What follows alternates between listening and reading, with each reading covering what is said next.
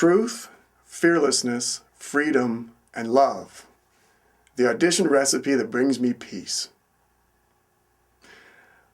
I think that the idea of auditioning is really a fascinating and somewhat perplexing oxymoron. I mean, imagine what an artist requires, and you probably come up with the word freedom.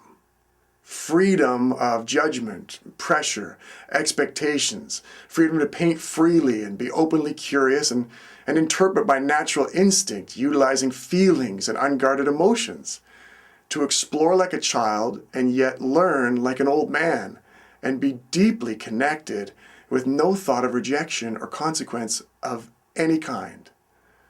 So I find it humorous and a little twisted that the artist is brought into an enclosed room where they are placed under a bright light in front of a camera and a team of often non-artists to be judged for employment. They often read with a non-actor and ask permission to make choices. It's a foreign idea to an artist, and it's kind of backwards, and no wonder it's stressful for them. Like a wild animal in captivity? Maybe a little bit dramatic. But we have very powerful influence of auditioning with, the American Idol type shows and events such as that. And while they're fun, art as competition is a dangerous concept.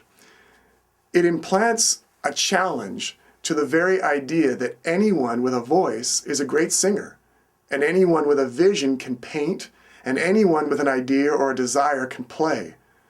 And that challenge slowly breaks the human spirit down bit by bit, and you see it every day in our society. Because we spend an awful lot of time preparing and planning for auditions of life, in life, outside of acting. We audition in jobs, social environments, love and romance, family, and so on and so on. And it is so draining of our spirit, and that's an awful lot of time trapped in the nutshell of our heads. We can be a very stressed out society. I was recently asked the question, how do I get out of my head and stop torturing myself? And that's a pretty serious question. And I thought, well, forget how to get out and start thinking, why would I stay there? Did you know that in Tibet, there is no word for self-hatred? You probably knew that. I mean, they don't even understand that concept at all. Imagine that audition. Just sounds like pleasure to me. No attachment to the ongoing bombardment of image concern and comparison. So first of all, I guess, we have to breathe. Acting cannot be a result-based art form. It is its own reward. You cannot be doing something now for a desired result later and expect to be pure and in the moment. You can only be present here and now without agenda. And remember that this audition, as they call it, is not about you. It's not your obligation to prove your worth, but it's actually an opportunity to embody this character and live truthfully under the circumstances of their life while being completely immersed in this incredible story. And that's so selfless, and it's so beautiful. And it's art. I might benefit from some yoga notes like surrender. And always remember that acting, like yoga, isn't about self-improvement, it's about self-acceptance. Once I accept the truth, myself, as a human being, nothing more, nothing less, I can be fearless.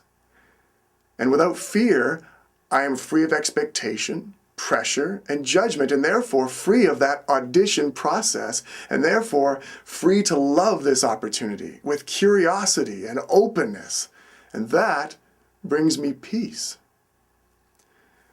So if I was cooking up a great moment for an actor or an artist of any kind, if I was coming up with that recipe, I'd want to make sure that the recipe includes the following: truth, fearlessness, freedom, and love. And then slowly, like they do on the Food Network, I'd fold it all together and then I'd enjoy the peace. Okay, imagine having the courage not to audition. Imagine having the confidence not to act. And isn't that what it's all about? To live truthfully under imaginary circumstances. You hear it all the time, to just be in the moment. Anyway, it's just thoughts that I had after class.